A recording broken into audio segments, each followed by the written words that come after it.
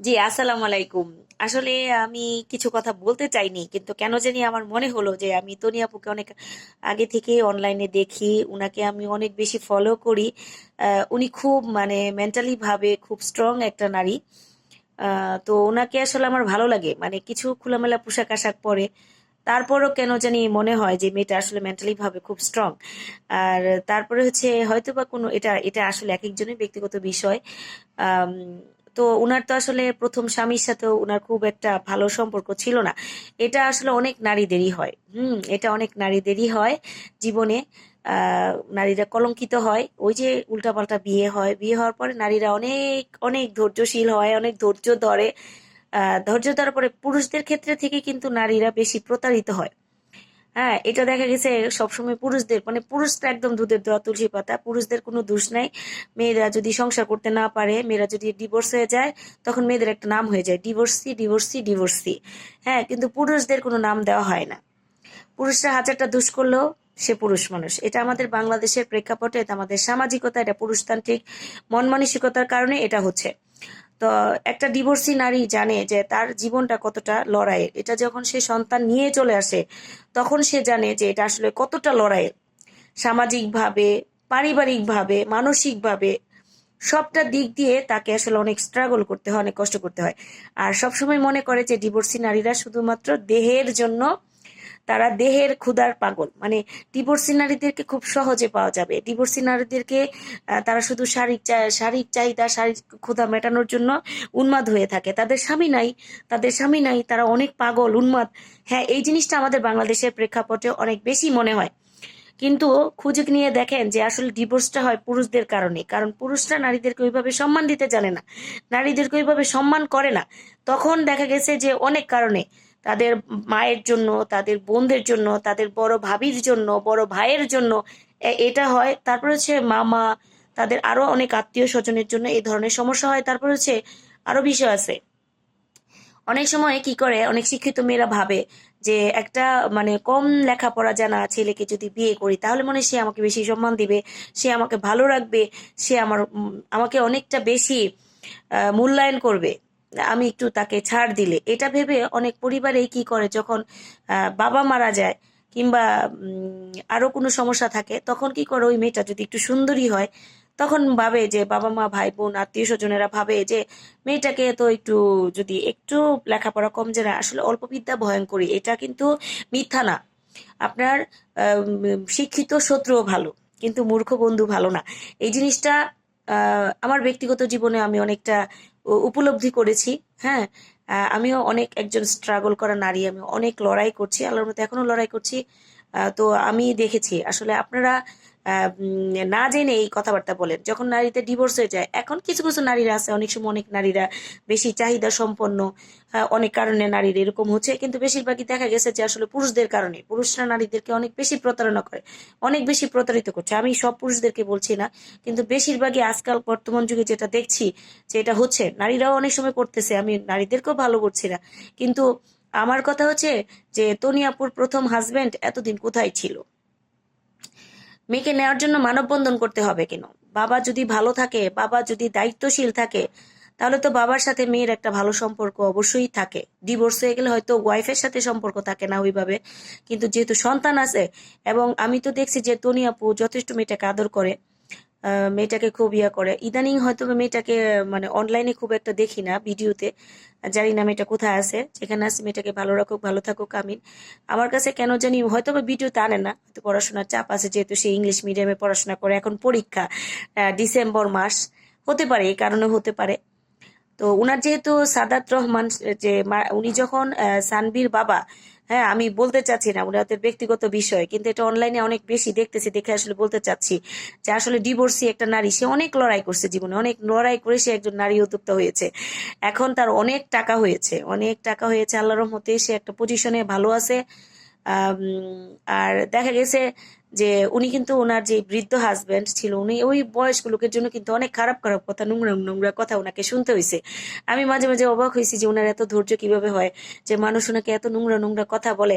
এবং উনি কিন্তু ওনার ওই হাজবেন্ডকে, যে লেট হাজবেন্ড সাদ্দাত রহমান, ওনাকে কিন্তু উনি অবহেলা করে নাই। আমি দেখছি যথেষ্ট রোমান্টিক ভাবে ওনার সাথে চলাফেরা করছে, যেটা আমরা কখনোই পারলাম হলো না, আমরা এটা সম্ভব না, আমাদের বয়সের তারতম্যটা কিন্তু অনেক বেশি ছিল। যখন ওনার হাজবেন্ড অসুস্থ হলো, ওনার যে আগের যে পক্ষের স্ত্রী বা সন্তানরা, তাদেরকে কখনোই পাশে দেখি নাই। এটা হতে পারে কোনো ব্যক্তিগত সমস্যা এদের মধ্যে থাকতে পারে। তো সাদাত রহমান সাহেব কিন্তু তনি যে আপুর সাথে কিন্তু ভালোই ছিল। এবং তনি আপু কিন্তু এমন না যে ওনাকে মেরে ফেলছে, ওনার হায়াত নাই, উনি মারা গেছে। এবং উনি অসুস্থ ছিল সময় কিন্তু তনি আপু ওনাকে অনেক সহযোগিতা করছে, ওনার পাশে ছিল সবসময়। উনি কিন্তু অনেকবার অসুস্থ হয়েছে, আমি এটা দেখছি অনলাইনে। আমি কিন্তু ওনার পক্ষ নিয়ে কথা বলতে আসছি না, বা আমি ওনার কোনো দলের কোনো লোক না। কিন্তু ওনার যে প্রথম হাজবেন্ড, তো ওনার এই প্রথম হাজবেন্ড কেন ওনার মেয়েকে খোঁজ খরচ দিবে না? ওনার সামর্থ্য অনুযায়ী মেয়ের সাথে তো একটা সম্পর্ক রাখা উচিত ছিল। আর সেটা আমি জানি না, ওনাদের ব্যক্তিগত বিষয়, হয়তোবা এরকম কোনো দুঃখ কষ্ট তনি আপু পেয়ে থাকে। কারণ মানুষ তো সংসার ভাঙতে চায় না, কোনো নারী চায় না যে আমি সংসার ভেঙে আবার দ্বিতীয় আরেক জায়গায় বিয়ে করি। এটা আসলে আমাদের বাংলাদেশে না, কোনো নারীরাই চায় না, আর বাংলাদেশের নারীরা তো চাই না। হ্যাঁ, নারীরা কিন্তু অনেক সফট মাইন্ডের হয়, অনেক দুর্বল মনের হয়। তারা কিন্তু একটু ভালোবাসা খুঁজে, তারা একটু মূল্যায়ন খুঁজে, তারা একটু সম্মান খুঁজে। এটা যদি না পায়, অনেক পরিবার দেখবেন যে ডিভোর্স হয়েছে না, কিন্তু মানে জীবন্ত লাশ হয়ে সংসার করতেছে। হ্যাঁ, অনেক নারীরা, মানে যারা আমি দেখছি যে অনেক নারীরা যারা ধৈর্যশীল হয় বেশি, ওই নারীগুলোকেই বেশি কষ্ট করতে হয়। হ্যাঁ, একটা সময় ওই যে নারীরা বেশি মানে নরম প্রকৃতির থাকে, তাদের বেশি কষ্ট করতে হয়, তাদের স্বামীরা তাদেরকে অনেক মানে মূল্যায়ন করতেই চায় না। কিন্তু যারা একটু দেখবেন যে উল্টাপাল্টা চলাফেরা করে, স্বামীর অবাধ্য থাকে, তাদেরকে দেখছি স্বামীরা অনেক বেশি মূল্যায়ন করে। এটা আমার বাস্তব অভিজ্ঞতা থেকে বলতেছি, এটা আমি দেখছি, আমার নিজের জীবনের থেকেও বলতেছি। তো এটা আসলে কেন জানি কিছু হলে বলে একটা ডিভোর্সি তকমা দিয়ে দেয়, ডিভোর্সি ডিভোর্সি ডিভোর্সি। আরে এক জায়গায় সুখ হয় না, এক জায়গায় সে, একটা মানুষ তো একা একা জীবন কাটাতে পারে না, আল্লাহ তো বলে নাই। এবং এটা ইসলামিক নিয়মে আছে যে 4 মাস 10 দিন স্বামী শোক পালন করার পরে যে কোনো নারী তার শক্তি সামর্থ্য থাকলে সে আবার বিয়ে করতে পারবে। বিয়ে করা কোনো নিষেধ না, কারণ তার তো অভিভাবক দরকার। বর্তমান যে যুগ, এখানে আপনার একা একা চলাফেরা করা, এটা বাংলাদেশ, এটা আমেরিকা কানাডা লন্ডন ইউরোপ কান্ট্রির দেশ না, ইউরোপ দেশ না যে এখানে মেয়েরা একা একা সিঙ্গেল মাদার হয়ে থাকতে পারবে। এখানে তো স্বামী নিয়েই থাকা যায় না, নানান দিক দিয়ে নানান কথাবার্তা একটা নারীকে শুনতে হয়। কিছু হলে নারীদেরকে দোষ দেওয়া বন্ধ করেন। নারীরা আজকাল প্রতারণা করাটা শিখছে আপনাদের কাছ থেকে, কারণ পুরুষরাই আগে নারীদেরকে প্রতারণা করানো শিখাইছে। পুরুষরা কিন্তু নারীদেরকে শিখাইছে, পুরুষরা কিন্তু নারীদেরকে দেখাইছে। কারণ তারা কি করে, ঘরের বউ রেখে গিয়া মানে অফিসের কলিগের সাথে, অফিসের সহকর্মীর সাথে, এর সাথে তারা রোমান্টিকতা করতে পছন্দ করে। কিন্তু ঘরের ওয়াইফ যে তাকে টাকার দিক দিয়ে তাকে সেভ করতেছে, সব দিক দিয়ে সেভ করতেছে, তার সকল অপমান লাঞ্ছনা সহ্য করতেছে, কিন্তু তাকে সে মূল্যায়ন করতে জানে না। এটা আমি দেখছি, এটা অনেকের হয়। কিন্তু সবসময় যে খালি পুরুষরাই ভুল করে তা না, আমি বলছি যে নারীরা এরকম আছে, অনেক নারীরা আছে যেটা উল্টাপাল্টা চলে, এগুলোর জামাইরা ভয় পায়, স্বামীরা ভয় পায়। ঠিক আছে?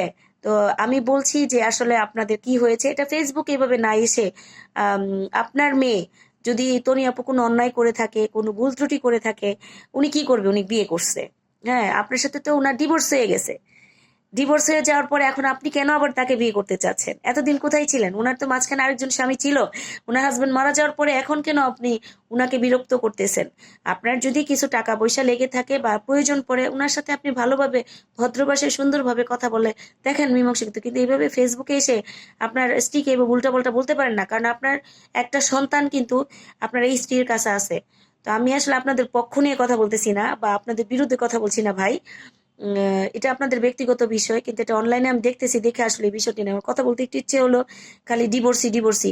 হ্যাঁ, লন্ডন হচ্ছে অনেক উন্নত দেশ, আমাদের এই দেশের কালচারের সাথে লন্ডনের কালচার কখনোই মিলবে না। হ্যাঁ, বাঙালি তো আপনারা অনেক কিছুই বুঝেন না, না বুঝে কথাবার্তা বলেন। যেহেতু এখানে উনি বিয়ে করছে, আর ওই লোক যদি মেনে নেয়, তার এই সবকিছু মেনে নেয়, আপনাদের এত আপত্তি কিসের জন্য বোন ভাই? কিসের জন্য ভাই? আপনাদের কেন এত সমস্যা হয় মানুষকে নিয়ে? হ্যাঁ, মানুষকে একটু বাঁচতে দেন না আপনারা? সবকিছু নিয়ে কিছু হইলেই খালি মানুষকে নিয়ে আপনারা উল্টাপাল্টা কেন কথা বলেন? একটা নারী উদ্যোক্তা হওয়া এবং উনাকে আমি দেখছি কম বেশি মানুষ পছন্দ করে। আর যারা ওনার ভালো থাকাটা সহ্য করতে পারে না তারাই উল্টাপাল্টা ওনার বিরুদ্ধে বলে। এটা মানুষের স্বভাব। হ্যাঁ, সব প্রত্যেকটা মানুষের যখন আপনি ভালো থাকতে যাবেন তখনই আপনাকে উল্টাপাল্টা কথা বলা শুরু করবে। এবং এটা আমার বেলাও হয়। ডিভোর্স হলেই খালি নারীরা খারাপ হয় না, ডিভোর্স অনেক কারণে হয়। আর ডিভোর্স হলে কি সে বসে থাকবে? সে কি বিয়ে শাদী করবে না? আল্লাহ কি নিষেধ করছে?